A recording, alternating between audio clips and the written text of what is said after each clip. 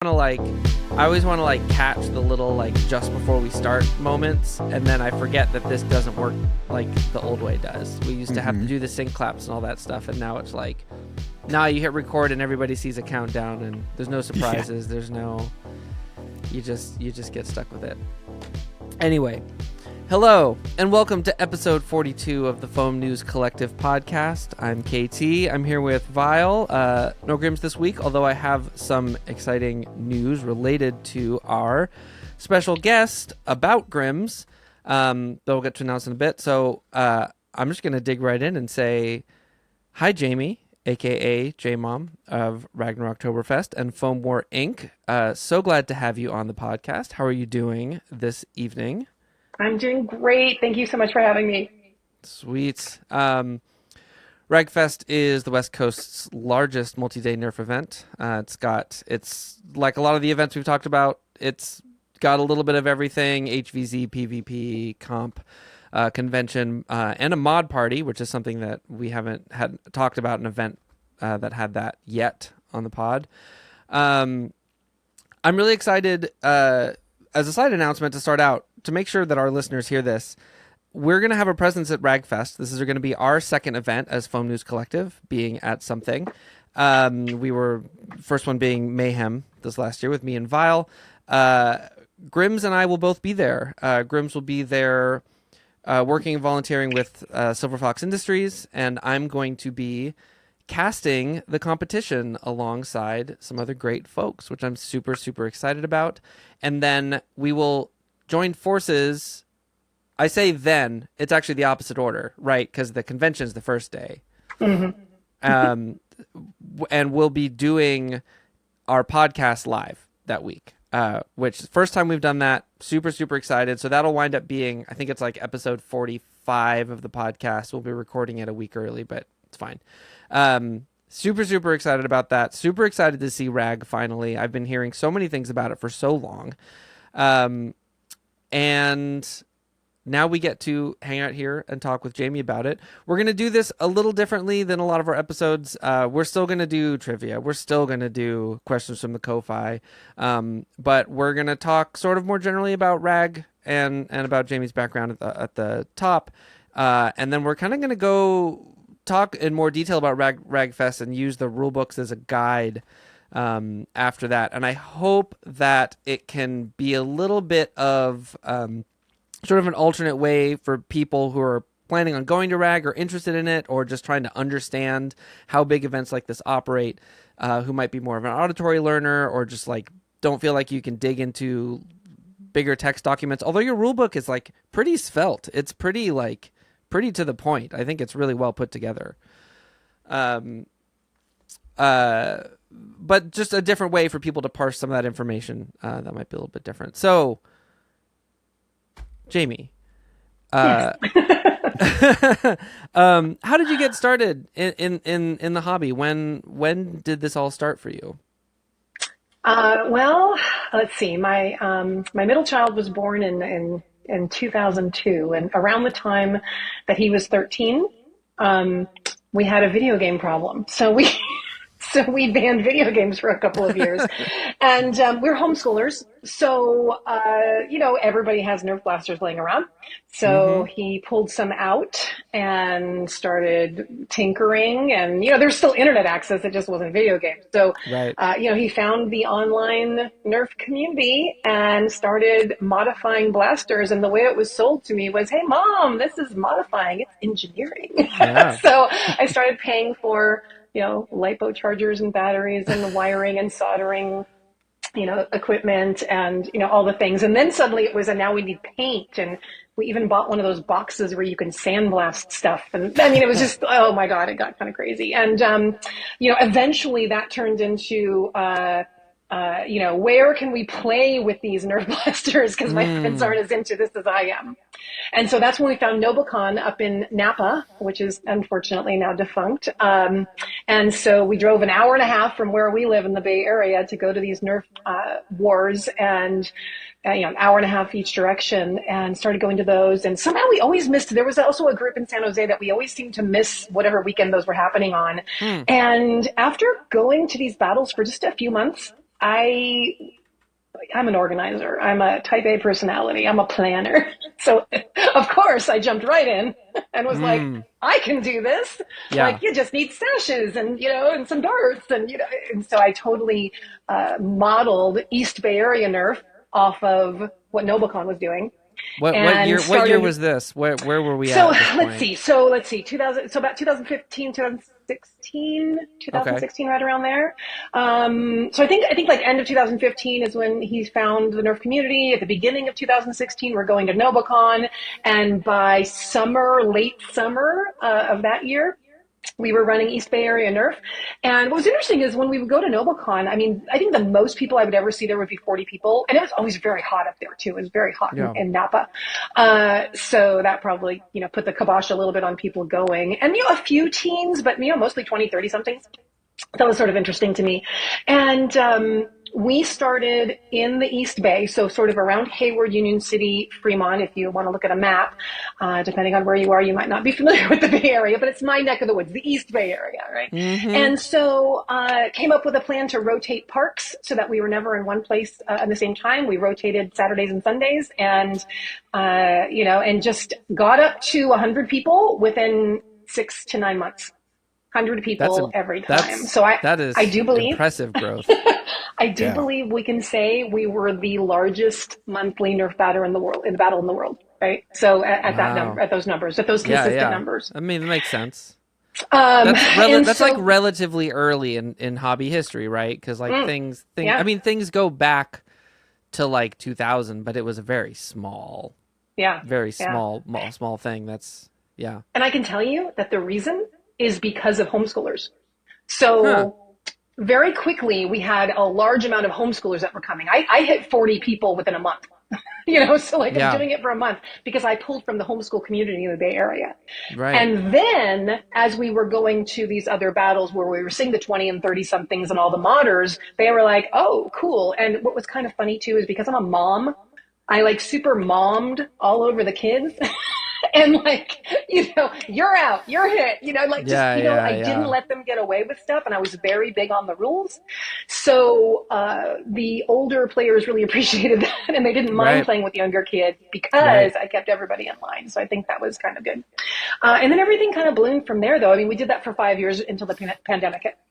Yeah. So, but during that 5 years, even my husband got involved. So, we went to End War a couple of times or several times.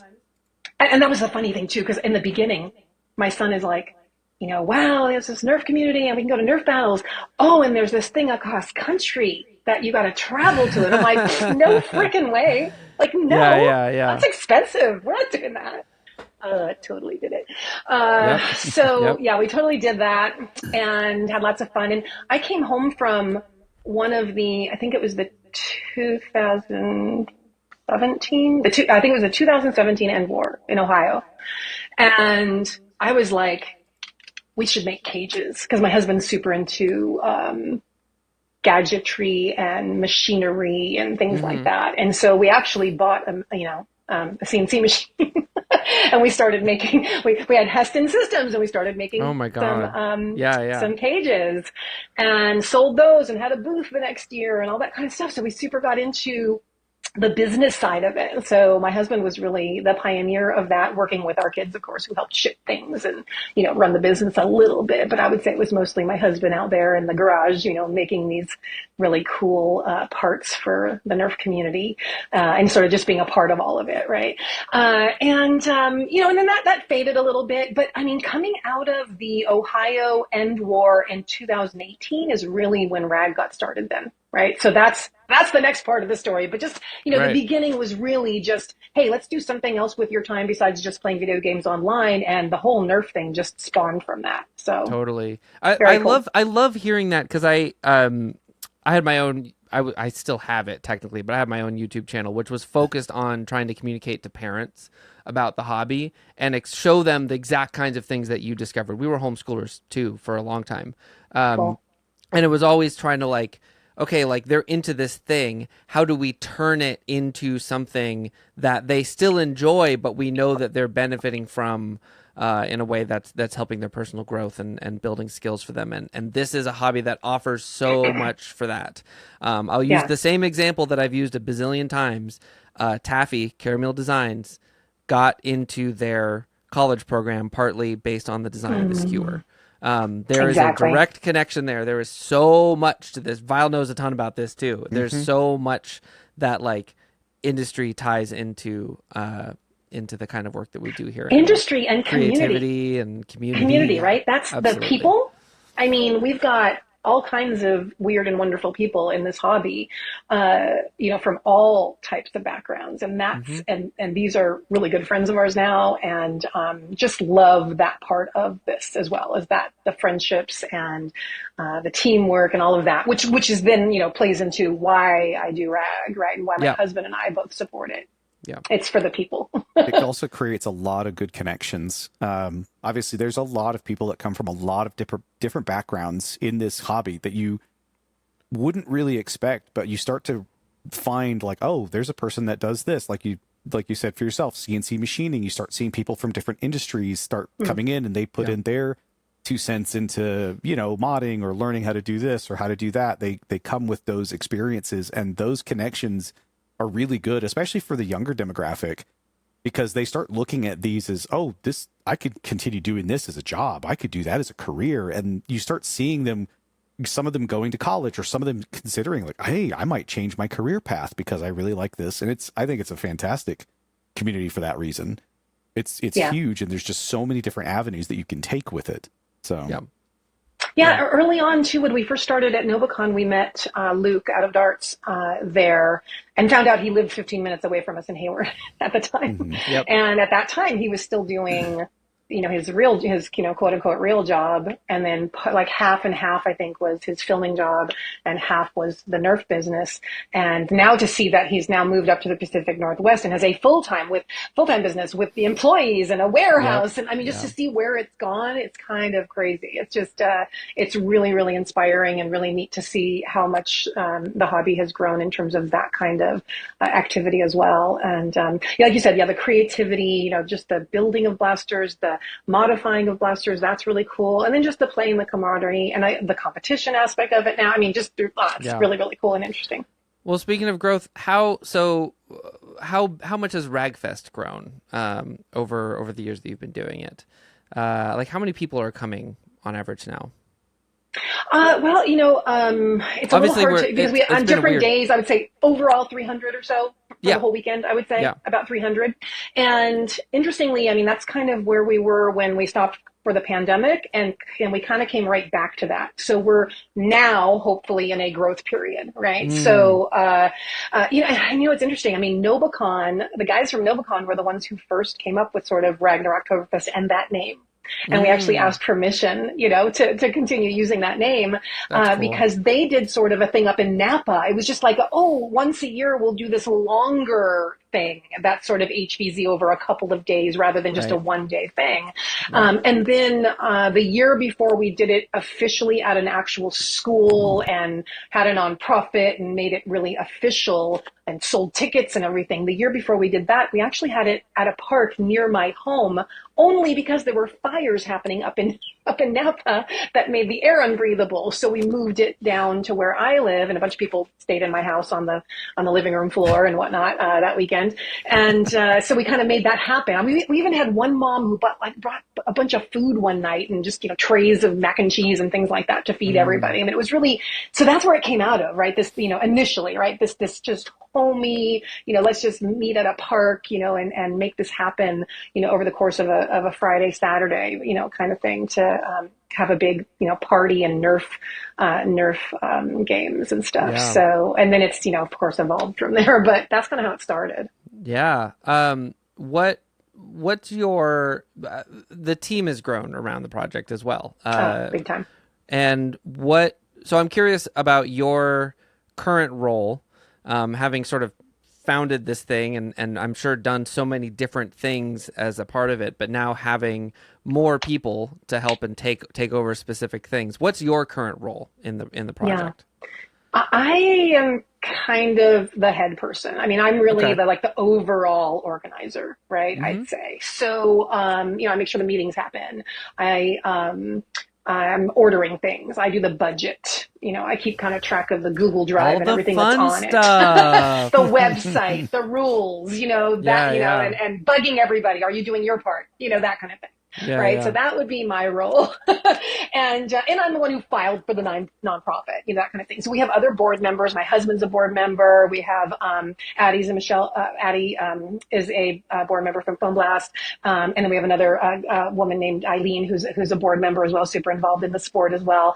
And Mm, so, mostly women. That's kind of cool. And, that is very cool. so we are sort of the board of directors, and then we each have a role, president, treasurer, whatever. I'm the treasurer. And so I control it, the bank account, that kind of thing, right? So that's what I mean by Mm, sort of the overseer. But I couldn't do it without all the people involved. My husband is super involved. Of course, you've talked to Jangular recently. He's super involved, dealing hmm. with 5v5. And I've then been we have talking to him a Tarek. bunch about getting ready for that. Yeah, Excited. exactly. It was so much work, right? So, and then Tarek is just our amazing, amazing, game creator and runner of the Stalking Dead, the HVZ part of Mm-hmm. the weekend, and he's amazing as well. And then we have a team of a few different people actually who are helping with all the sponsorship aspects of it and our Blaster Expo aspect of it. And then we just have all of the other volunteers who are supporting that and working on props and, organizing the day of. I mean, even doing things like, doing the blaster checks and doing the FPS checks and things like that. And signing people in. I have moms who come and help out and sign in. I think we had 50 volunteers last year running the whole event. And we need a good, 40 to 50. I mean, even base mods for the Stalking Dead. We need people who are just going to sit at the base and scan key fobs, because we use some electronics in our game. So Yeah. it takes a total full team of people really getting involved, and then also sacrificing that they don't always get to play.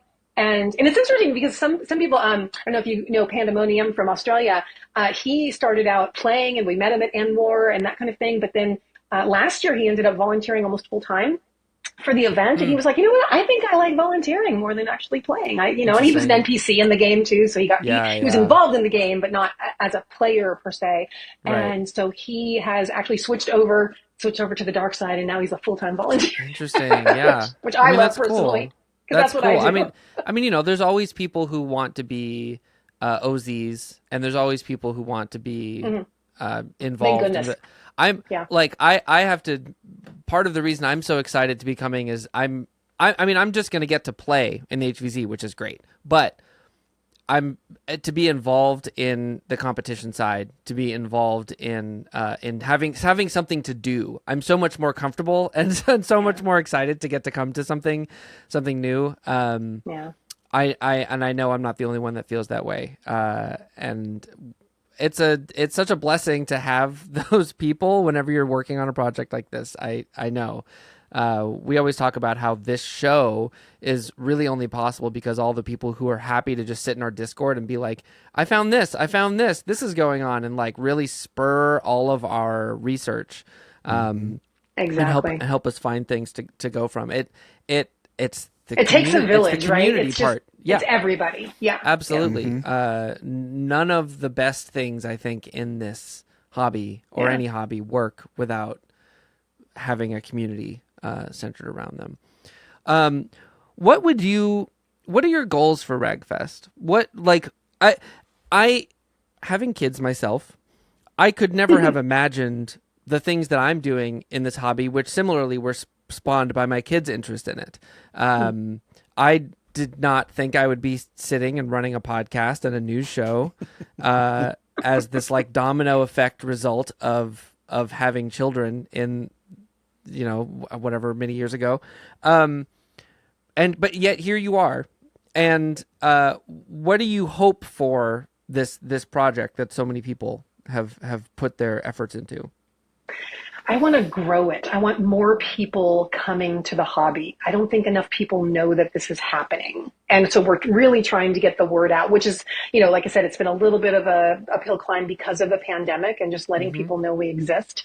And so part of our plan, this time as well, is not just, posting in the Discord channels or online where other Nerfers are, but to try to pull people from outside who are maybe interested in Nerf but have no idea this kind of a community exists and this kind of an event exists. I'd love to see it grow to the point where we get not just Nerf vendors sponsoring us, but we get big ticket, big name companies sponsoring us. That's where I would like to be at some point, right? That's, and it's interesting too, because both of my kids were super into the Nerf earlier on. Now just one of them is. That's Callie Nerfer, my middle child. And he, he's still into it, but like, I'm kind of doing this for me. My husband and I just really love the community and the people. Like if he went, I'm out, I'd probably still do it. So, I did give up East Bay Area Nerf, right? Because they were both off at college. Both my kids, Callie Nerfer graduated from Davis with a history degree this last June. So they're, he's back home, but my other one's off at school as a senior at UC Davis right now. But, he's around, right? He's actually going to volunteer this time and really help out and not necessarily play. Except for the competition on Sunday. He wants to be well rested, so, what team is he playing with? Oh my God, I just forgot. It's Addie's team. Addie and team. With Dauntless? Dauntless, thank you. Like it just went out of my head. Yes, Dauntless. See, I got to know this stuff. Because I gotta talk about it. It's my own kid's team, and I forgot. Oh my gosh! So I'm gonna be pegged to the wall for that one. Oh my gosh! Dauntless. So he's, like I said, he's into that part of it, but when the pandemic kind of put the kibosh on that, I was like, oh, where are we gonna land here, and are we gonna keep going with Rag? And then Rag didn't happen for 3 years, and but then when it kind of was coming back, I was like, no, I think I'm into this. This is cool. So.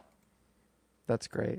We'll see where it goes. I'd really like to, put more effort in. Now, right now, it's just about like running the thing, right? It's just like getting it back going. So, sort of over the next year or so, I really would like to reach out to more vendors, more companies, more venues, that kind of thing. The venue thing is always rough too, because here in California, there is a program called, if you just go online, it's Facilitron.com, and pretty much all of the schools are signed up with Facilitron now, and that's how you can rent the school, and they don't open up their fall schedule usually until late summer, so you can't guarantee you're going to have a spot. So we are actually back at a location, Independence High School, where we were before the pandemic. So the last Rag before the pandemic was at Independence High School, and it's our ideal map. If you look at it from a Google view point of view, you can see on the school map where your 4 bases go. There's like little sunken areas that just work perfectly with this clock tower in the middle. It's also great for Superstock on Sunday, right?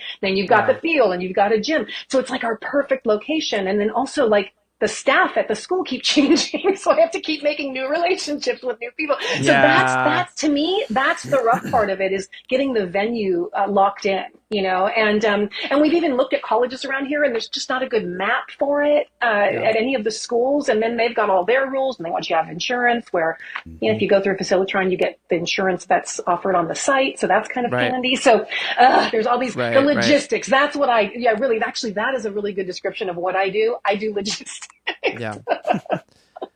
That it's hard to I've been on both sides of this, right? Like I worked at a state university, and we have a lot of people coming in and renting our spaces and trying to like understand what it is that they're trying to do, and like, can we do that?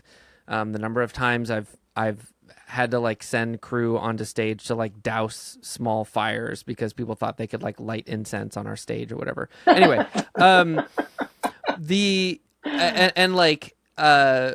for them to we've had a couple HVZ events in the hobby lose their venues partway through planning in the last year or two. And it's hard because it's like you trying to explain what it is that you're doing and why what you've designed so far is so specifically tied around this specific campus.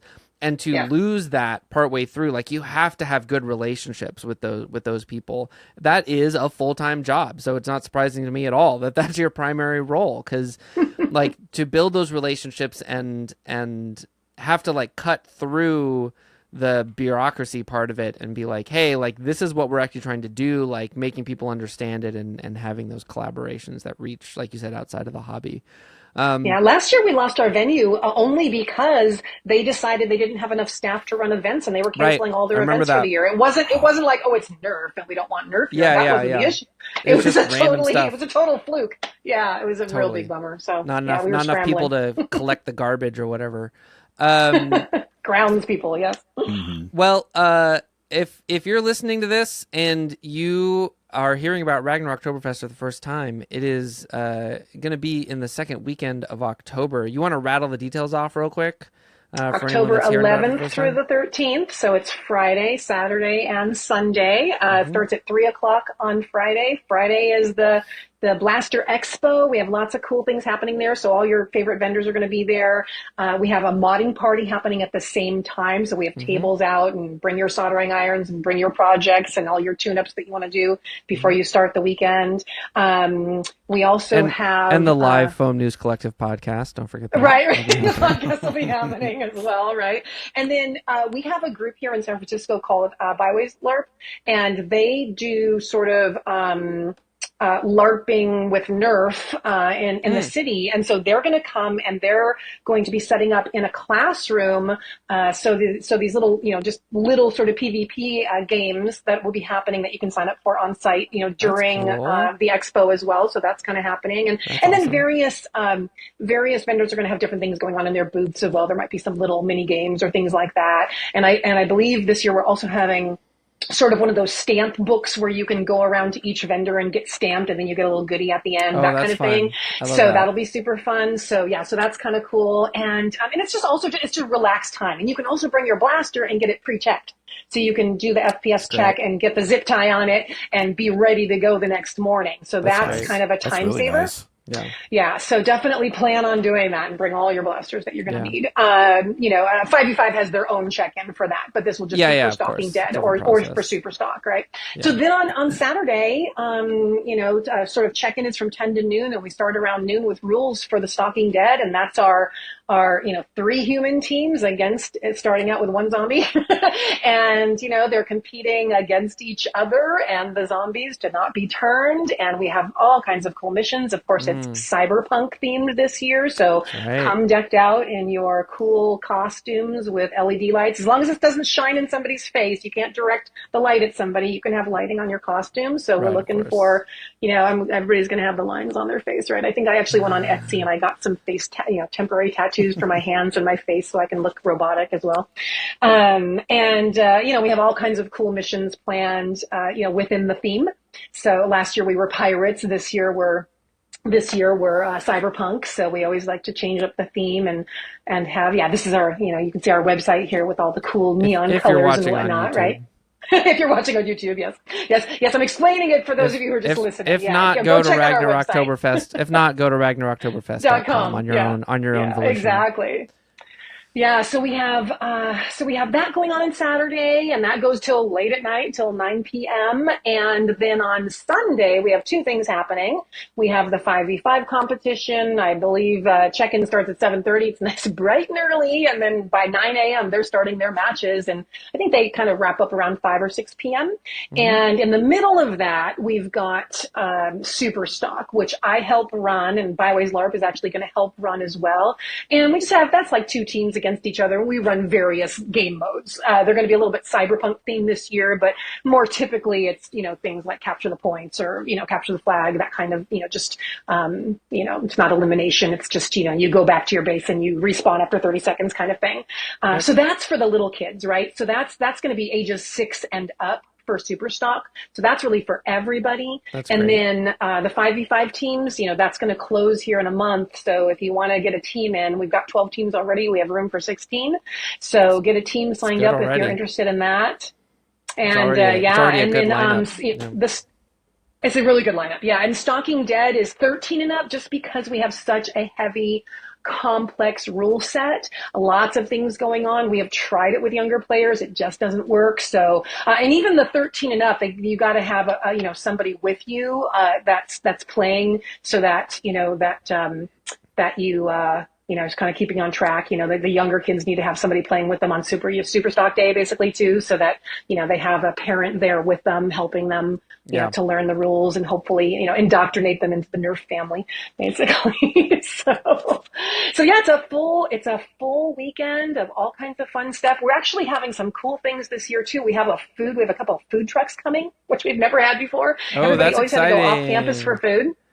It's actually very exciting. So I think we have like 3 different food trucks. We're going to have, I think there's going to be like a Philly cheesesteak one, a hot dog one, and then another one that's got like mac and cheese and nachos and quesadillas or something like that. So and then that guy he's so cool. He came to me last year and was like, hey, do you want food trucks next year? Yes, please. And so he said, oh, I'll even come in the morning. Maybe we'll do like breakfast burritos and That's coffee. awesome. And I'm like, please do. So I'm working with this food vendor to bring in some food trucks. So we're kind of just enhancing it. Every year there's always like a little bit cooler stuff going on.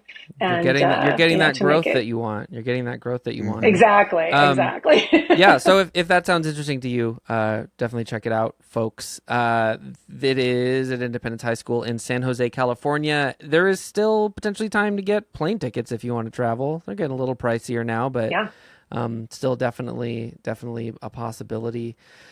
What's interesting about that? We actually looked at our demographics last year, and I would say about 20% of our attendees come from out of California. I was wondering about that. With a percentage of those being the Pacific Northwest, but we have Australia, the UK, Germany, Singapore.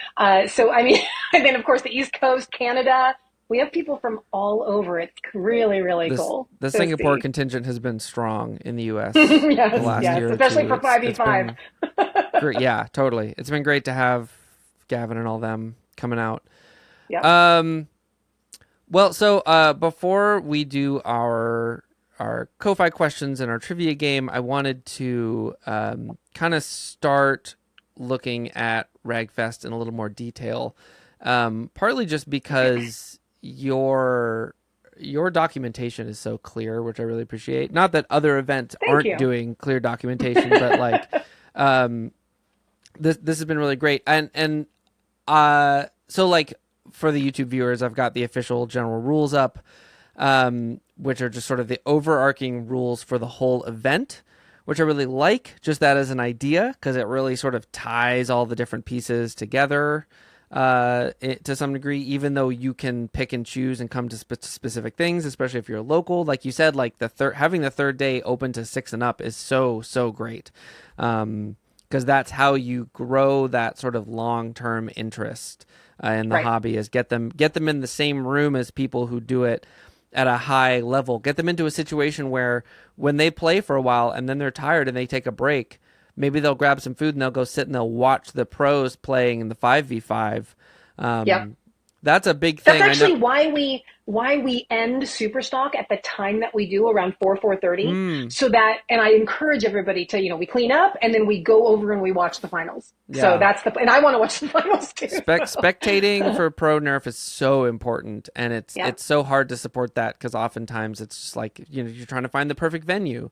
Where can you find a venue that's got the like seating and everything to make that happen? But being out on an open field helps a lot. You've got the classic Rule 0, don't be a jerk. Everybody's got a version of it, as we all should. And that's one of the things that makes this hobby so special, is people being good to each other. And safety is, of course, a top thing. One of your things that I think really kind of ties between safety and equipment, but you've got it in your safety department, which is unique to your venue, is don't bring any ammo, that you provide all the ammo. How long have you done that? How did that get started? We started that when we started renting schools. And reason being is that when we did it in local parks and we collected darts, we found illegal darts. We Right. found darts that would be harmful. We found modified darts. And we don't know who they came from.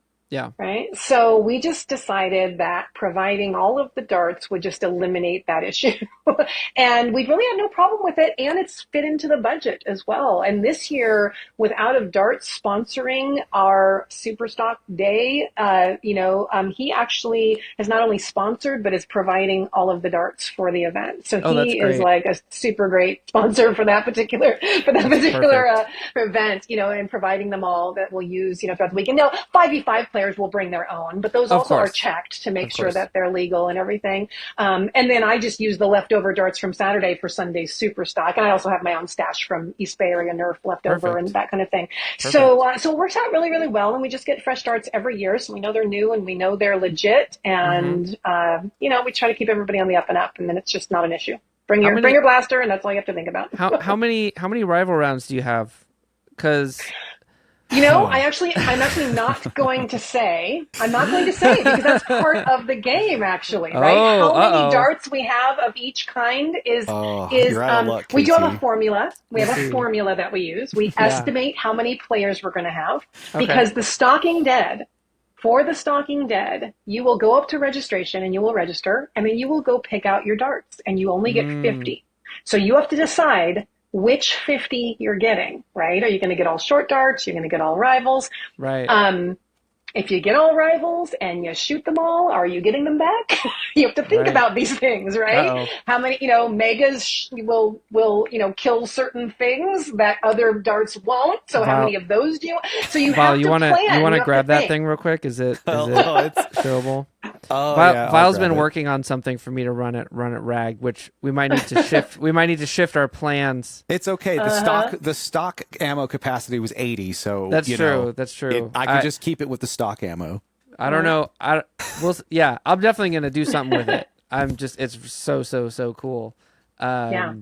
But there will also be, during the game, there will be stashes of darts throughout the play area, right? So there will be some additional darts, but you don't know how many. So that's why I you had can't it say. taped up, Vile. I forgot you had I had it taped up. It's fine, but it's a cyclotron that I put the rival hopper system out of a Soldier 76 blaster into. And it still uses the original tube mag that the cyclotron used. It was basically one of those giant, what are they called, reactor balls. It was this old school ammo fired type. 2003, yeah, they were huge. And I put this thing inside of it, and it still uses the original mag that holds 80 rounds. I created a tub that clips onto the back that'll hold closer to 700. And it's a one-handed full auto rival blaster that you still have your offhand to do whatever with. Nice. So that's why it's pretty amazing.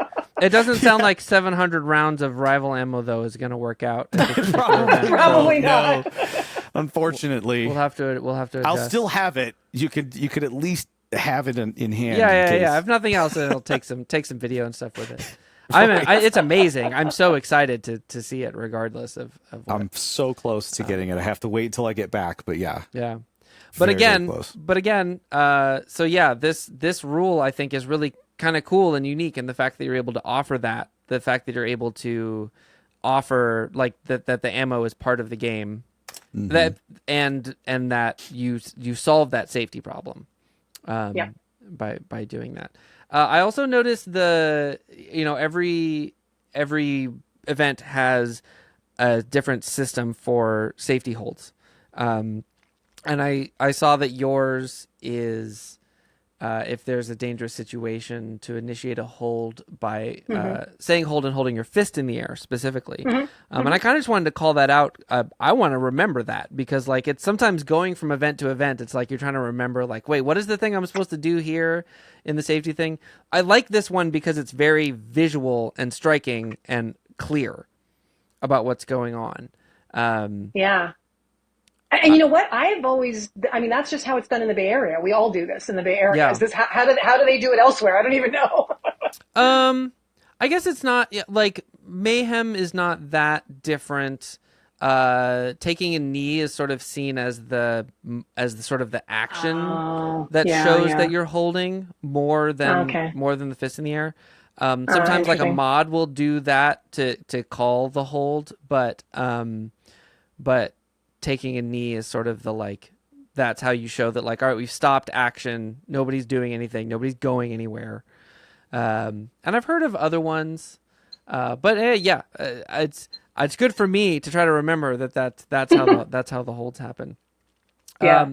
I also noticed that of course you allow modded blasters. Mhm.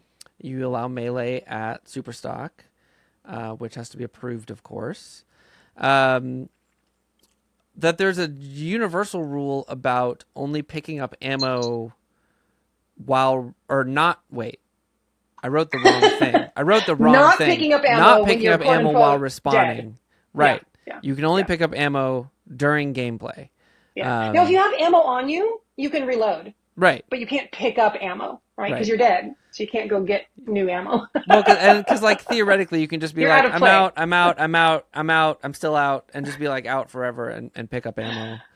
Yeah. So that makes a lot of sense to me. How do you enforce things like that, though? It's such a challenge. Again, Superstock, and I'm the mom, and Yeah. I'm watching. Just, I mean, just, really, and then sometimes we will also have some players who I will deputize, and I'll put a white sash around, and they, mm, at the beginning of the rules, I'll say, these are my eyes and ears, and you will listen to them just like you will listen to me yeah. when it comes to rule enforcement. And honestly, it's not usually adults that I have an issue with; it's the young kids, right? And so we're always Right. reinforcing with Just them. trying to Yeah, remember. Yeah, like trying to teach yeah, them to yeah. remember that stuff. Yeah, and Sometimes we they're just talk like, about how ooh, it's exciting, and sometimes they're just it's like, that's a exciting. pretty dart, and I want it. It's Yeah, not or even just about. adrenaline, and you're not thinking, or especially when it comes to Yeah. taking hits, right? You didn't feel it, So, but if somebody says, we hit you, then Right. take it. You're just gonna respawn. You'll be right back in. Yeah. It's okay. So yeah. Shifting gears a little bit, here at the Foam News Collective, we are supported in part by the subscribers on our Ko-Fi. And one of the perks that they get is to ask our podcast guests questions. Okay. We have a couple for you. First up, Iron Gopher asked, can you share a behind-the-scenes story that people may not know about?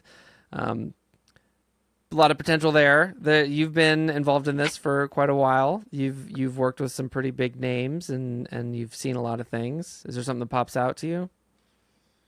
Honestly, the first thing that popped into my head is that we have last year and this year we have a volunteer named Ryan who works really hard to help build props and whatnot.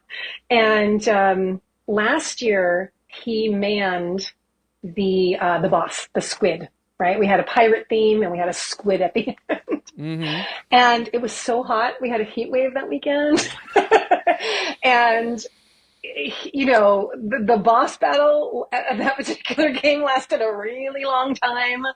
And Oh I no. almost feel like he probably should have gone to the hospital after that. Like, Oh, really, it was bad. It was bad. He was exhausted and wow. dehydrated. And it was like, and we're like, okay, if we ever do something like that again, we have to change things up so we don't kill one of our Uh, players. I mean, it was rough on him.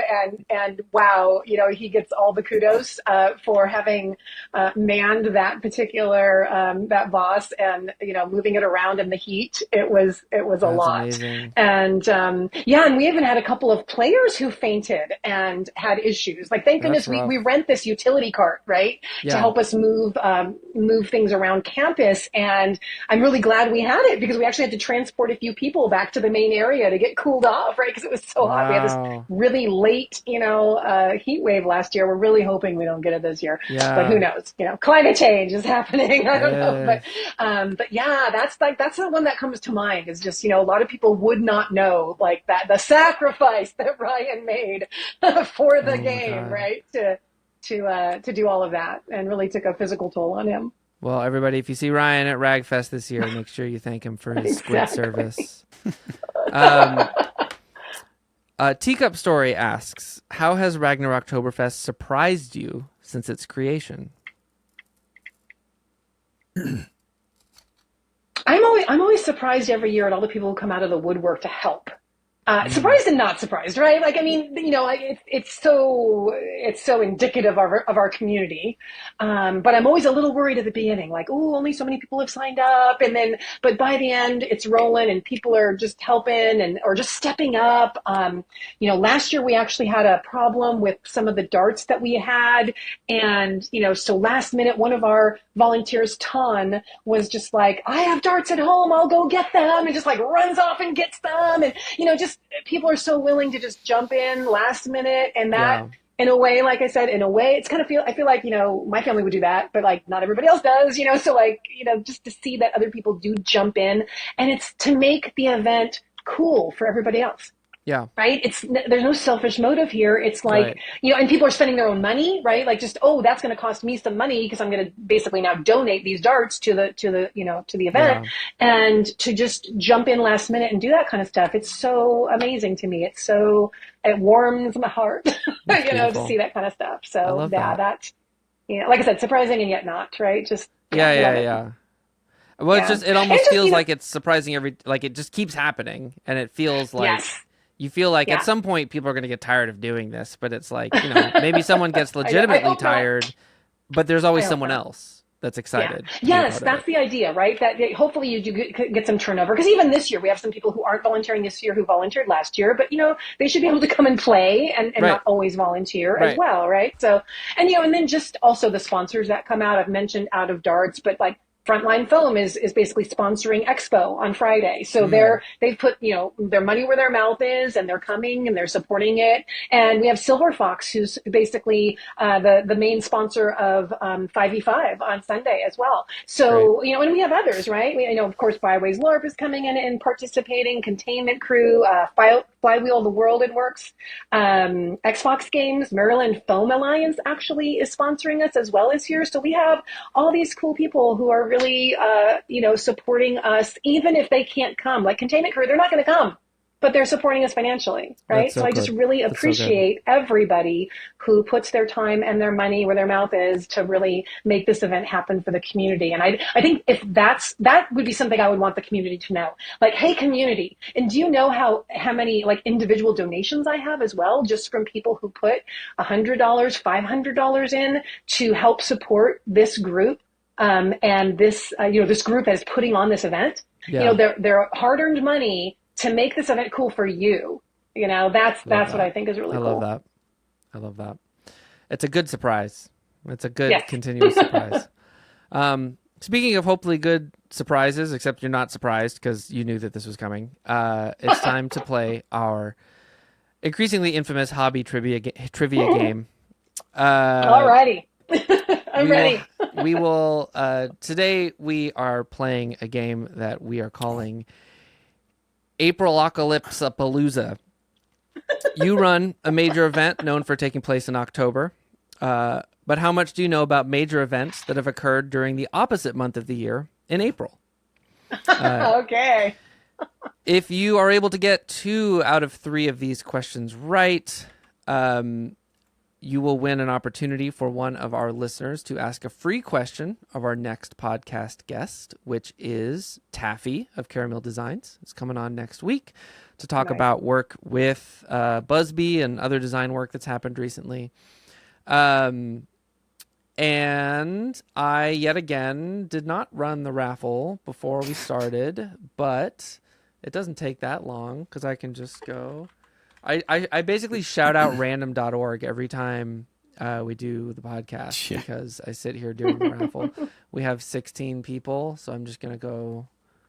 Real quick, KT, I've noticed that your icon doesn't light up when you're chatting. Yeah, and then you said in the Discord, hey, are we recording correctly? And I said yes.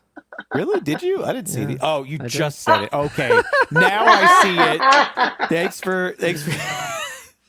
for doing that. I wanted to make sure. No, we're good. We're good. Okay. I was like, wait a minute, something seems off here. So get halfway through it and nothing's there. Mare, aka Neon Green Dart Eater, in the Discord, you are the winner of this raffle. So if Jamie is able to get 2 out of 3 questions right, you will have an opportunity to ask a free question of Taffy next episode. No pressure.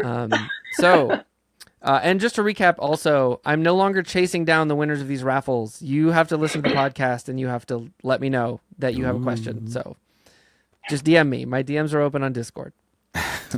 Anyway, Vile, how do we want to do this since there's just two of us? Do you want to read? Do you just want to read 1 and 3, and I'll read 2?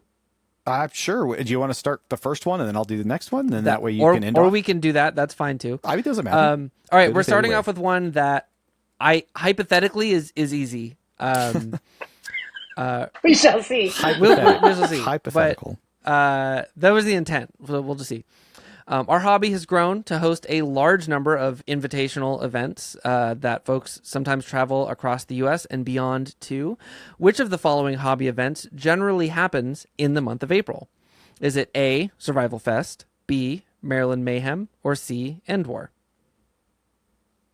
I know it's not Indoor because that's June. Gosh, but I think it's Maryland Mayhem. You were correct. It is B, Maryland Mayhem. All right, good. See, that was I was like, you're an event organizer. I'm sure you have a handle on when the other events are. Yes. So that was like a little warm up, right? Now you're good. There are so many events. Already... You're trying to remember all of them. I could see where it might be a little difficult. Totally. Totally. Well, when I was writing this question, I was looking at like RIT-HVZ's invitation, like Spring Invitational, and like Carolina Radlands has like seasonal stuff, and there was a bunch of other stuff I was considering, but I think this was good. Go ahead, Val. Go with question 2. All right. There have been a lot of changes and shifts in the hobby in the last few years. Which of the following transitions occurred in April of 2023? Is it A, Coop773 leaving YouTube? B, Sophie Lightning ending her tenure as Chief TikTok Officer at Nerf? Or was it C, Cakes Creative Customs closing his Etsy shop? Ooh. Yeah, that is a tough one. That is definitely a tough one. There's a lot that's been going on. I'm going to guess it's Sophie. You going to go for Sophie? Yeah, any particular reason? So. I just remember when I'm thinking like, okay, was that a little bit over a year ago? I feel like maybe it was. It might have been longer than that because she got the other job. So yeah, I mean, I'm on Facebook with her. So that's what comes to mind. Of course. All right. So if we're going to go, are you going with Sophie then? Yeah, I have to go with Sophie. That would be incorrect. It was actually Cakes Creative Customs closing his Etsy shop. Yeah, Coop left YouTube. Actually, yeah, Coop left YouTube in June. Sophie Lightning left Nerf in February. But it was the same year. So it was close. Just a couple months It was close. Oh, there was man. It was right in the middle of the two of those. Yeah, it was the first half of 20. So like we started the channel at the beginning of 2023, and we were covering all these like people leaving the hobby, people quit. Like the whole first year, it was like every episode it was like Nerf talk and American Foam and Coop and Sophie Lightning. Obviously not leaving the hobby, but like things changing and shifting around. Yeah. And Nerf Taiwan, who's still around, of course, but he's not making videos anymore. Just like a lot of stuff. I mean, somewhere in there, Foam Blast shut down too, right? Yep. So like just all the, that was a big one, of course. Yeah, I helped them actually close the shop. So yeah, it was like it was a whole lot of crazy stuff. 2023 was a heck of a change for the hobby. It's a lot of things. The pandemic. I mean, the pandemic wreaked havoc on everybody's like, what are my priorities, right? Yeah. So like that, right. Yeah. True. That's but everybody shifted. It was interesting just seeing so many, especially really like people like Coop, right? Like somebody who's been around for so long, people who were very influential. I mean, obviously, it's such a big shop like Foam Blast. That was a massive change for the entire hobby of just seeing all that change come so quickly. It felt like it was just like an avalanche of things all at once. So it's funny how much stuff, because like I feel like Foam Blast, it paved the way for a lot of like we have such a robust retail. For a hobby our size, the amount of like specific retailers online just catering to what we do, who are like quality product makers and sellers, is crazy. And they were a big part of paving the way for that. Which is funny because they were also a big part of paving the way for what we do. I mean, they didn't start the news thing, but they really built it into what it was while they were doing it. So yeah, absolutely. It was wild to see them leave just as we were as we were taking off. Yeah. All right, we're 1-1. We got one more question. Here we go. Most new blasters by major brands are released in either the spring or fall, hoping to catch either the summer excitement or the holiday gift buying rush. Which of the following Nerf limited series blasters was announced and available for pre-order in the month of April? Was it A, the Travis Scott Fortnite collab AR Goosebumps in 2020, B, the Supreme Takedown in 2021, or C, the Star Wars Boba Fett EE3 in 2022? I have zero idea. I'm going to have to completely guess on this one. So, oh my gosh. I don't know. Do you remember any of these?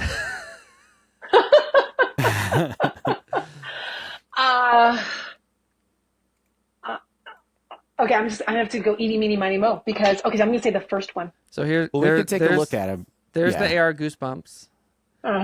This was like when there was a lot of outcry about this, right? Because this was the like image of it, and then I wonder if is this? Oh, here we go. I always forget how. Sorry, it's kind of clunky doing the image sharing on this, but I can show you that when people actually got it, they it looked completely different. Yeah, they did not look like they did on the box. And this was one. So I actually, we'll get to that later. And then the what was the next one? The Supreme Takedown. This one was funny because here, let's just do this. The Supreme Takedown is kind of a funny one because it's just this, right? Like interesting. It is Yeah. It is this. That's it. I remember when that takedown. one came out too. Yeah, because somebody in the local club I was in had to get one and then modified it. And it was Yeah. It was just for the sake to have a Supreme logo blaster and stuff. It was Yeah. really funny. Well, and Okay, it's like if it didn't say Supreme on it, I would love this paint job. These look sick. But I don't care about Supreme. Yeah. Yeah, the word, but they're pretty. Yeah. Yeah. And then the Boba Fett one. This was another one of these ones where I think it looked more like what they said that it would when it came out. Anyway, so you've got a Fortnite blaster, a Supreme blaster, and a Star Wars blaster, basically. Which one do you think? Let's say the Fortnite. Let's say the Fortnite one. You are 100% correct. Oh my God! Fortnite, Travis Scott. Okay, so here's the deal. That was a fluke. Hey, sometimes that's what it takes. I worked for somebody. Well, Winning. yes, Exactly. Yeah. exactly. So congrats, Mayor. Be sure to get in touch. Awesome. I was gonna say, so at one point we were doing research on limited because people were really talking about like the pre-order time and how long they promised it would take for release and how long it actually took to release. And I haven't updated this in a while since the Star Trek and the League of Legends ones came out. But the AR Goosebumps blaster was announced in late April 2020, April 23rd specifically, and was immediately available for pre-order. They promised delivery in October of 2020 and did not deliver it until January of 2021. Ooh, after Christmas. That's not good. After Christmas is not great. I mean, realistically, it's like 3 months delay, considering what was going on in 2020 in terms of shipping is not crazy, but it was a bad start. like carrying on to each one, the delay times get longer and longer and longer. And the Boba Fett EE3 was announced on and available for pre-order on January 11th, 2022. Promised to deliver in March of 2023. So they were already... Oh, actually, that one was more or less on time. What was the one that had the crazy delay? Well, they gave themselves over a year. Well, they already gave themselves a year, and they yeah, kind of made time on that one. But the one that was really delayed was actually the one after Goosebumps, the Mandalorian rifle, which so many people just panned. Really, really, they promised it in spring of 2021, and it came out in December of 2021. Like the first reports of it were like just after Christmas in 2021. Yeah. So they've had a rough time. It's gotten better over time, but it was a rough start with that Goosebumps rifle. But it was announced in April, so congratulations. It's fun. My kids are always into all these new blasters, but I'm a Strife girl. I'm just, give me a Strife and I'm good. Right? Did you get a Strife Pro? I went up to the Pacific. Oh yeah, totally. Well, what's funny? It's still in the box in my bedroom. I haven't opened it. So, but I have it. Yeah, I have it, right? Yeah. But what's funny is I went up to, we have a family reunion every year up in Washington. So when we go, we try to coordinate with the Pacific Northwest Nerfers so that we can go to a game up there at the fort. Great. And so I remember I played a game up there one time with a stock blaster, a stock Strife. And it was one of those elimination games, right? Where you only have so many darts and you can just pick up off the ground, but you start with so many and then you can only pick up off the ground after that, and round after round after round. And I blasted like a ton of rounds for that until I finally just ran out of darts and I just couldn't do it anymore. And everybody was like, and she has a stock blaster. I'm like, I know. I don't know how this is happening. But yeah, so I've had really good luck with just really even stock Strife. So that's super my thing. Fun. That's my jam. Okay. So getting back to the Ragfest talk, I want to talk a little more depth about your HVZ, the Stalking Dead. Again, kind of using the rulebook as a guide. Sure. You start off your rulebook with key changes from last year. Yeah. And immediately I'm interested in humans having 2 lives against the undead. It seems like talking about how there's 3 human teams and you're starting, you said, with 1 zombie. The balance of power between the different factions is very different than a lot of other HVZ events. Can you talk a little bit about that? This is what is so unique, I think, to our event, is that it's not just humans against zombies. It's humans versus humans. I know that the mall event. I love it. What's the mall event? I always everyone knows what I'm talking about, but I can never remember what it's called. Mall Mutation Madness, but I forget where it is. I know they also do HVZ, but it's different, right? It's indoors and like the layout is kind of linear. But yeah, go ahead. Right. Yeah, no. And I mean, so I really enjoy this because, I mean, do teams team up? Do they not team up? I mean, like, all the different ways that this can go is really interesting. And Tarek, who runs the game, is just so good at taking the experience of the year before and then applying new rules or tweaks to balance the game the next year. So we are also unique in the way that we play, and that all of our players get a key fob that has like lives loaded on it. So it's just like a key fob that you just run by a scanner, right? It beeps and now you have 9 lives. Now you have 7, 8 lives, or however many lives you end up with. So you can lose lives from getting hit by a dart, or of course being tagged. And so it's honestly, everything comes down to game balance and what he saw last year and what he wants to accomplish this year. And so our zombies also have lots of opportunities for missions and upgrades as well.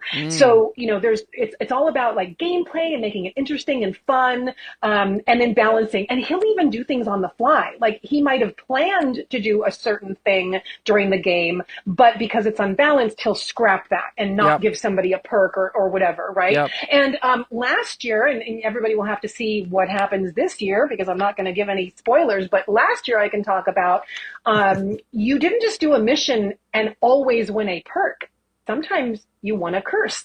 Okay. Right. So last year we were doing pirate themed, One of the curses, for instance, was that you were tied to another player for a while. Oh, wow. Another one might be that you got a piece of fabric that went around your leg that looked like wood, and so you had a peg leg, right? And so you couldn't run if you had that on you for a certain amount of time. Another thing we had was a parrot that went on your shoulder that we tied to you. So it was a little stuffed pirate that my husband 3D printed a little holder for some speakers and batteries and whatnot.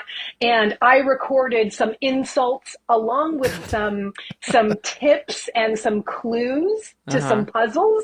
And so the idea being that they got a perk and a curse, so they would get some tips if they listened, to what was being said on the speaker, but also it gave away their position because it would keep squawking and making noise, right? So we really try to just make it interesting and creative and fun. And my son Callie Nerfer was actually tied to Casual Felon for like an hour or something because they got a curse at one point, and they honestly said it was like the best part of the game, being tied together. It was hilarious, right? That's so just funny. We had Walk the Plank, we had just so many different things going on. So anything you see about changes about rules or lives or anything like that, it really comes down to balance. And I know what you might look and go, oh well, but that might be unbalanced, but truly we've tested it out, and yeah, for sure. We he knows what he's doing, and I trust him, and he's great at this. He's brilliant. And then another aspect of that too, just so you know, that in the past when people did scan those key fobs, we had the data. We knew where the teams were at in terms of how many lives were left, or who infected who, that kind of thing as well. But this year, we are creating a web page that's going to have that information. That was so my teams next will question. Be able to track that. That was my next Yes. question, because you had an integrated website with the year's game, which is Yep. also fascinating. So this year that's happening, and it's just, we just didn't get it together to make that happen in the past years, but that's going to be happening this year. And so, using our website will be kind of integral in terms of, being able to track, and, so players who aren't even at, people who aren't even at the game, could be able to watch. And if they know the name of their team, they might be able to know who's, cool. who's doing what, how the teams are faring. I love that. Yeah, I'm definitely, I like having this information as sort of like it's the rules. You want to know the rules, but also just like it's kind of a teaser. It's like, how does multiple how does that work? Like, what is as long as you have I have a lot of trust in game makers for this, and I'm really curious to see what this actually looks like. So definitely makes it really exciting. Yeah, big fun. Exciting. Yeah. I just want to take a second to emphasize a rule down here. There's a lot of there's no way we're going through all of the specific rules about bandanas and whatnot. Like, you kind of, I'm sure there'll be briefings about that too. Totally. Yeah, we go over the rules, but before you even get down to the next thing, you did skip over a part I just want to call out, and that is items. Please. There's last year we had various items you could collect, like gems and things that were sort of related to piratey themes. There were even we used old filament boxes that we painted to make it look like a chest, like a pirate chest that had waters in them. Yeah. And it was basically, you got victory points by bringing that back, and then the person at your base scanning a key fob that was worth a certain amount of points because you brought back a specific item, you gained points for your team. So that's another way in which you can help your team, is by going not just on missions, but also scouting the area and finding these items to bring them back to your base and get points, what we call victory points. Victory points. Very Settlers of Catan coded. That's cool. Yeah. Paper bags, ammo caches, health boosters. Oh yeah. Even ways to add extra lives, items that you can find. It's wild. Okay. I just wanted to take a second to talk about, there's a lot of the regular stuff. No headshots. Don't shoot non-players.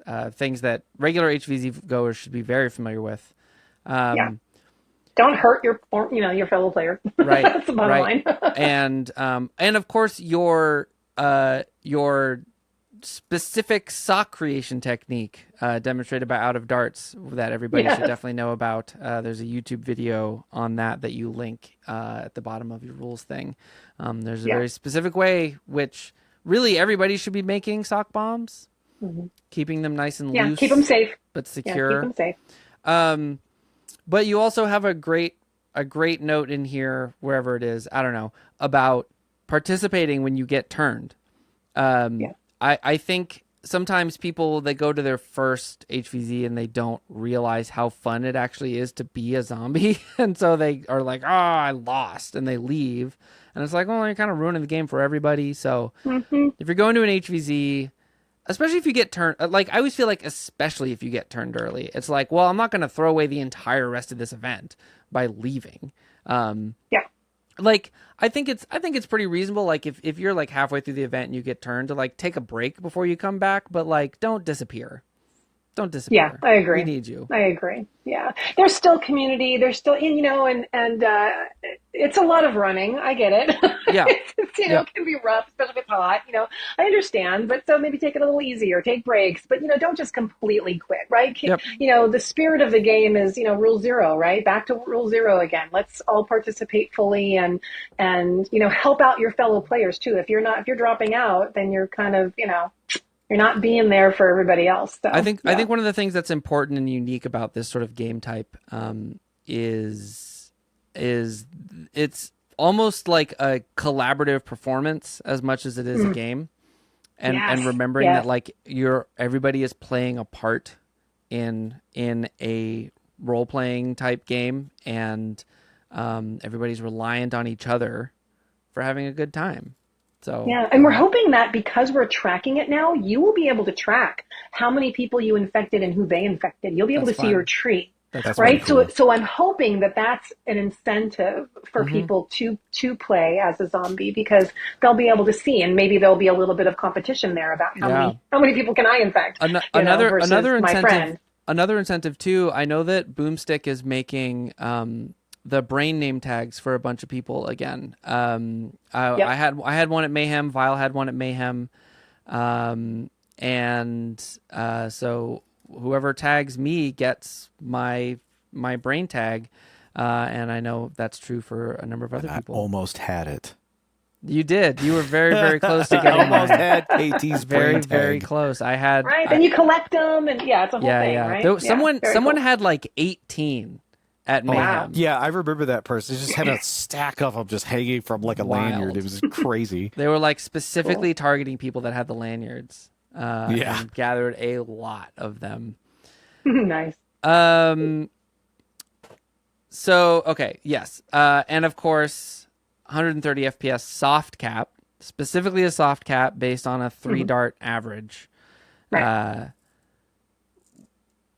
Yes, which speaks for itself, but like, it's just worth repeating because people are sitting and modding their blasters right now for this event. And if they're testing it based on a hard cap, or if they're testing it based on a different number, it's probably. Yeah, we're a little flexible there. Yeah. No. I think a soft cap is reasonable. Generally speaking. And then, of course, in line with that, too, we want to see colorful blasters. We want to see orange tips. Of course. We're really big on making it family friendly. I don't want any police officer walking by and thinking this is a scary thing, right? We don't want to be wearing full military outfits. We don't want full face masks, things like that, right? We want to just keep it family friendly. Like, leave your military full gear at home. Yeah. You can load out and everything, but keep it colorful, keep it family friendly. So we get to keep doing this at schools. I had my fingers crossed that it's not going to be in time, but I'm so excited for the SCRD gear to become available. I'm so bright. Excited. Yes, I know. I keep getting updates on that. The hobby has needed that for so long, and I'm so pumped. And I mean, there's other people doing bright colored gear. Fomando hand makes gear and does a lot of work for people. And what was the other company that just like restarted that was that Australia? In Australia. It was like 2 episodes ago, and we talked to him, and he was super cool. And he makes stuff that's different than the stuff that SCRD is making and Fomando is making. So like, there's a lot of options out there. But yeah, super excited for the SCRD stuff, and I think they might have some of the prototypes at Rag. I think they were talking about bringing some of that stuff. Nice. At the Good. SFI Good to booth. see. Yeah. Yeah. I support that message. Yeah. I think okay. all of us did. So that's some of the things that makes Stalking Dead specifically unique. And I, especially now with the information that, because I think I had missed. Oh, well, there we go. I think I had missed the fact that Superstock was open to really young kids, which is so Yeah. cool. Because not a lot of groups are doing that, which I understand. Like it's a lot to wrangle, but I guess with a mom in charge, I'm used to it. I'm used to it. I mean, the East Bay Area Nerf was ages 6 and up, right? And even then, we had a cap of soft cap of 150, and it was funny because we'd have parents come and there was this one family. I think they had 4 kids, and one of the kids got hit by a dart and was crying, but the other 3 were fine. And I was like, okay, so here's the deal: the darts are going to hurt sometimes. Yeah. If you guys can't handle that, don't play. I mean, like, I just had to, like, that's why we wear iPro. And I allow 6 and up because some kids are ready for this. But if your kid is not ready, then don't do it. Pick a different sport, right? So that's why I was kind of held the line on that. That, I had some 6-year-olds who were just fine, and I had, 13-year-olds who were crying. So, I mean, you can't know until you get out there. And I've been smacked in the face with a dart before, coming around a corner, and and it surprises you. I mean, it happens. I mean, Kelly Nerfer came home the other day from a 5v5 practice and had taken his shirt off, and I'm like, oh my God, what? Oh, that's right, darts. Yeah, okay, because he had chicken pox or something for a second, but he just had welts, it happens. And speaking of safety goggles for my fellow glasses wearers out in the audience, if you got your prescription, you can go on Zenni and you can get prescription safety glasses, like sport rated, like Z81. Oh, nice. That what the number is? Yeah. Safety goggles. I just ordered a new pair to have before Rag because my old one is just a prescription old. It's a little old, but not very expensive. You can get them. It's well under $100 for something that, as glasses wearers, we know tends to cost more than that. That's nice.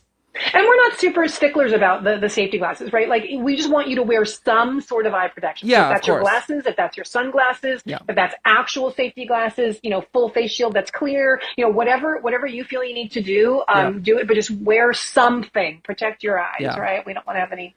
We haven't had any accidents so far, and we don't want to have any in the future. Yep. One of the things I'm curious about Superstock is game types. I didn't see that. What kind of game types? Because it's always different. Superstock. Yeah. I mean, they're just kind of picking them on the fly usually, different. right? So, is there like a list that they pick from, or are they just sort of vibing? No. And so I usually run it. And honestly, by the time we get that big of a group together, we only end up playing 3 or 4 games. And sometimes it's one game mode and we switch sides and play again kind of thing, right? So it's not a lot of game modes. And this year, Byways LARP is helping out. So they're going to do some, I don't want to give away what we're doing exactly, but it's going to be a little more cyberpunk, a little more mission based, while also defending. Oh, I like that. So we're going to at least run a couple games like that. But like in the past, it could be a capture the point. It could be that I have like a chess timer, and so you're clicking it for your side, blue or red, and we're racking up a certain amount of time. It could be something like that. I even like playing Civil War sometimes, where you just you line up and you walk closer and closer to each other after each round of one shot. And so there's all kinds of just game modes, and it's sort of the day of. How many players, what do we think would be fun in the moment, so that's really variable. But again, this year we're trying to incorporate our theme more. So I think it will be a little more mission based and sort of capture the point teams and also, search around the campus a little bit for some items. Okay. So that's cool. We're working on that to make it a little more theme based. I like that a lot. Speaking of objective based gameplay, your competitive field is a little bit unique also in that you run a King of the Hill game type. And of course, Jangular is in charge of that and is a master of this kind of organization and this kind of gameplay. We've enjoyed having Jangular on to do our competitive play recaps on the show, which has been just to have someone that knowledgeable about that space has been really amazing. How long has this game type been? Has it always been this for Rag? It always has been. Yeah. We've always done the King of the Hill. Mm-hmm. Right. Yeah. Which was interesting because when I went to Endwar and I saw the other game type that is typically used, I was like, oh, okay, this is like so I wasn't really aware. I thought everybody did King of the Hill. Endwar runs Send Zone, and Mayhem and another one. Do you remember Vile? Which is the other one that's also running Flag Dash, which is Mayhem's format. Flag Dash has been. Is that eliminate, but also move the flag to the so it's to the goal? It's eliminations are worth points. Getting the flag to the goal is worth more points. So you can. So has Endwar changed then? Because Endwar used to do that, no? Endwar is still well. I think Send Zone. See, I'm actually less familiar with the Send Zone rules than I am with these King of the Hill rules and Flag Dash rules. But Send Zone is more similar to Flag Dash, but I think it's more focused on the flag. I could be completely wrong with that, but I feel like that's true. But I know that for Flag Dash, it's you can score points either way. You can fully eliminate the opposing team, or you can run the flag. Right. So I feel like that's what Endwar did the year that Dauntless won in Ohio. Yeah. Maybe. Or was it Ohio or Georgia? I can't remember now. It might be that Flag Dash was based on that rule set and I'll have to look into that more. Now they've refined it or something. Yeah. Because one of the things that's interesting about the Flag Dash rules is that both teams can score every round. Eliminations are still worth a point, and then running the flag sort of caps that round. Right. Exactly. Which I think is really interesting, and scoring, because this is like a control your King of the Hill gameplay. Control the point. Yeah, you're controlling the point, right? Right. So or points. There's more than there's several buckets. This one's interesting. It's to me it's more strategy based. It's more it's longer, so you have to have more stamina as well. Good and bad points to both. I actually really think whatever Endwar is using is, whatever we're going to call it, is really pretty exciting because it's very quick. It's very quick. But like I said, this one it's a longer game. But also, when it gets down to it, how many eliminations? They only get so many darts. I mean, I love all the different aspects of it. Well, and you have to push through the field. Like you have to control all 3 points. You can't hide. So you can't stay in one place. There's a lot of game time. Like if you're doing basic 5v5 elimination, there's a lot of sniping. And it's cool that the technology can achieve that now.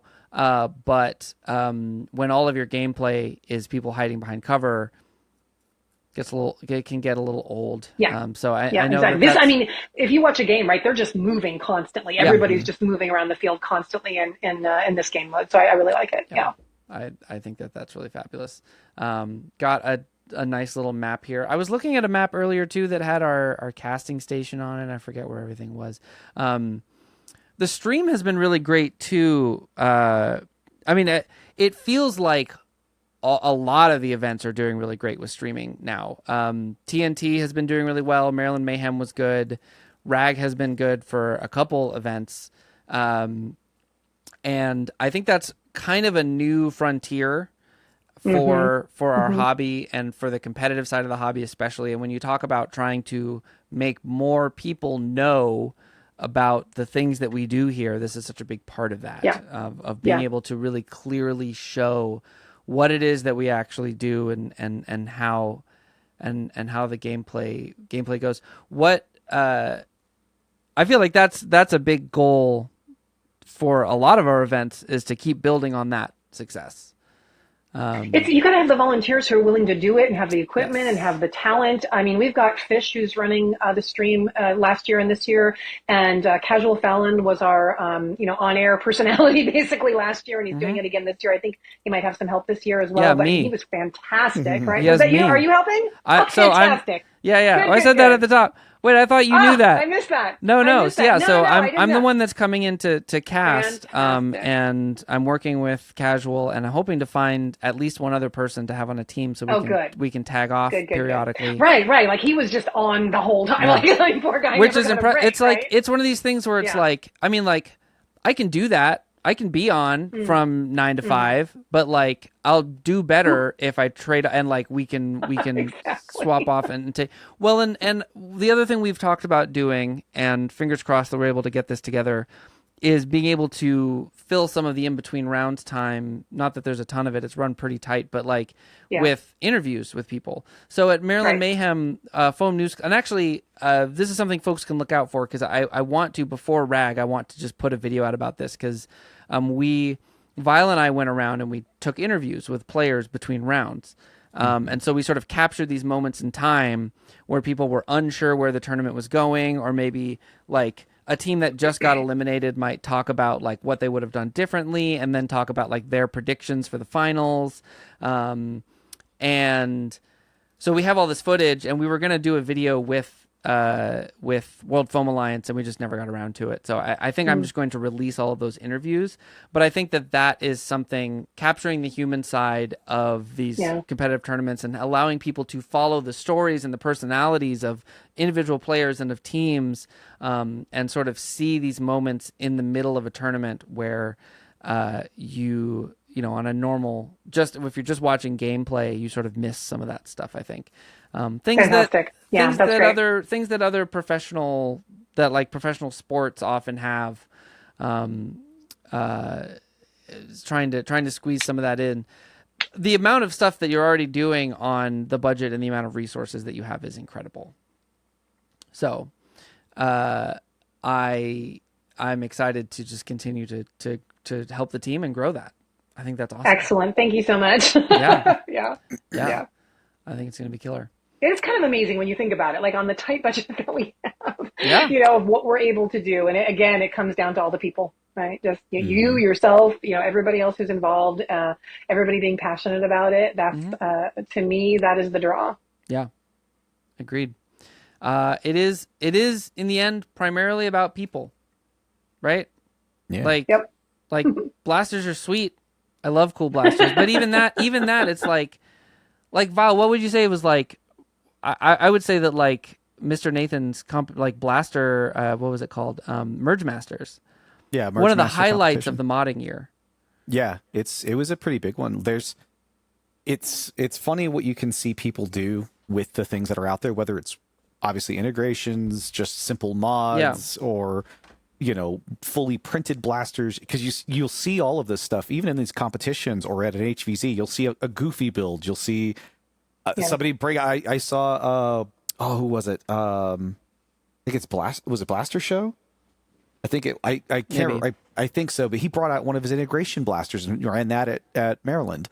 You know, you see so many different types of blasters and different play styles and all kinds of stuff, and it just makes for such a really awesome thing to watch and be a part of. Because that's the thing. Like, even when you're talking about the gear, it's about the variety and people's different approaches and the people and what different people bring to it.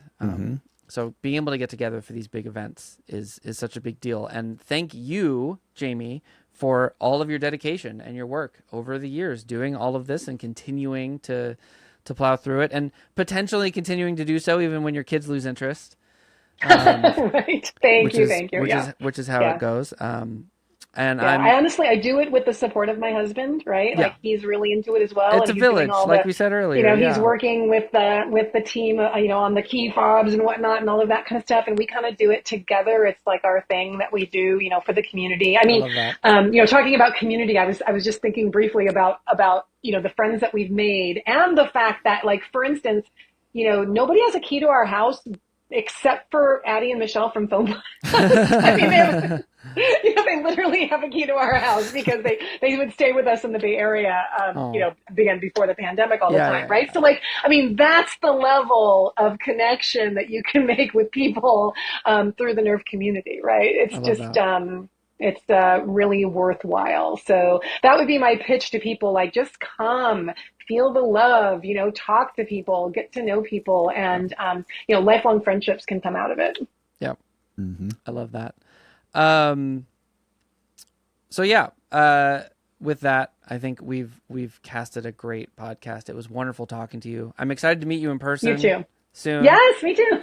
That's going to be really You too, really Vile. great. I won't With your be mascot? there, No. unfortunately. Oh, darn it. No, Okay, fine. timing just didn't work out for me. We were so yeah. close to having all of the Foam News Collective cast together for the first time, because Vile and I were at Mayhem, but Grims couldn't make it, and Grims and I will be at Ragfest, but Vile can't make it. Well, and Vile's the close one. Vile's I'm the close one. I Vile could could have like gone drive. with Foam right. Blast. I could have literally gotten a ride with Foam Blast, but no, timing just unfortunately didn't work out, and I was a bit upset. But I was trying to get something. That's why I was trying to build a blaster that I could hand off to Michelle and Addie, that they could give to KT, and he could run it at the event. Nice. And, okay. Yeah, because He'll be there in spirit. I'll be there in spirit at least. I'll try my best.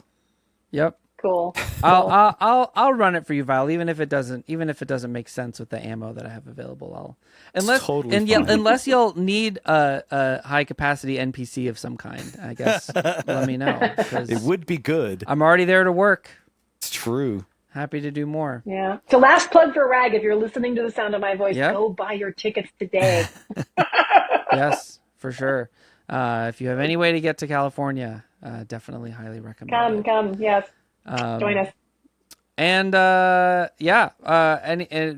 great plug there. Vile, of course, is streaming on Friday and Saturday nights every week. Although not this time. This month, do not go to Vile's stream. Gone. I am gone for the month of September. I am. When are you back?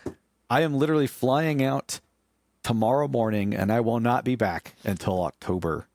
October 1st is when I finally hopefully get in. We'll see how flights are. You never know nowadays, so we'll of see. Course. But yeah. So no Vile streams for the time being, but the news will continue. We will still be here. I think we're still going to record pod, right? I have my headset. I have a computer, and we have a webcam. I can still do the hands only. Fabulous recording. Nice. Still got to be the hands. You got to bring a rollout blue. You should get like a custom desk mat printed that looks like your desk, that just has like a picture of all the tools and stuff on it. And you just roll it out over something, and it's like, and you can just like, all this stuff is fake. You can just rub your hands on it. None of it's real. I could do it with a mouse pad. I could do it with a full desk mouse exactly. pad. Yeah. That's what I was thinking. That's a genius idea. I'm gonna have to do that now. That'd be pretty fun. That'd be pretty fun. Anyway, thank you again for coming on. Thank you everybody for listening. If you're not already follow, blah blah, like, subscribe, you know the deal, etc. Really appreciate all of y'all, and see you in 2 weeks for another episode. Bye. Thank you. Bye.